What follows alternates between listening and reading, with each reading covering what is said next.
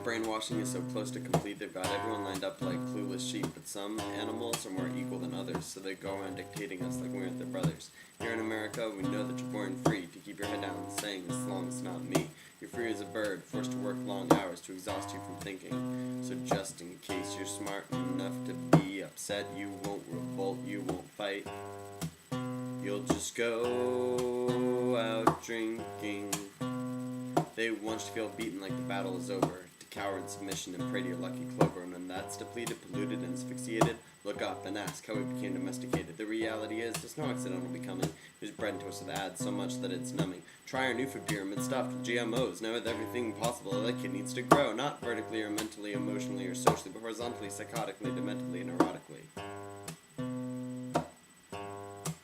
Because a people, fraction and mistrusting and capable of forming bridges, will never make it over all the colossal ridges. Those blockades set before us, those cubicle beasts that keep us from believing that we're more than just meat. Why fund education? It's tyranny 101. An educated populace is never any fun, not when your goal is control, your nightmare upheaval, and you craft the status quo to be teeming with evil. So look at what's happening. Don't be scared to ask why. Don't let them push you down so you forget the sky. When you see an ad, remember the product is your mind. They are the buyers, trying to make you blind.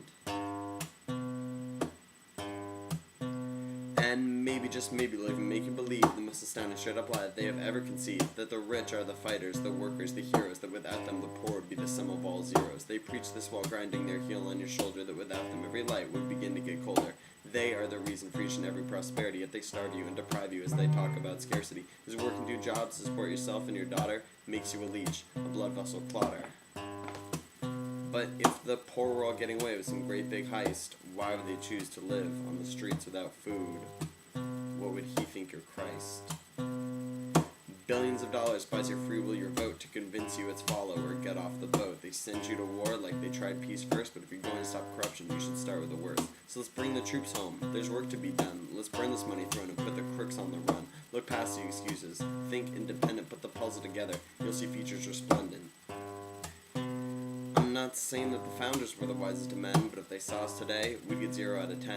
Franklin said liberty before security is a fundamental pact. But at the first fearful moment, we signed the Patriot Act.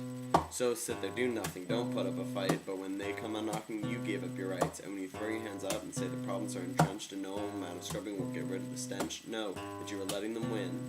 That your very inaction condones their sins. You're proving them right. People so easy to control that with just a little nudge will settle into their role. So don't let them stand up. Get out from under the covers. Stop knowing right but sitting tight and blaming on others. Do something. Take action. Don't be led by fear. And then you'd see their power is just smoke and mirrors.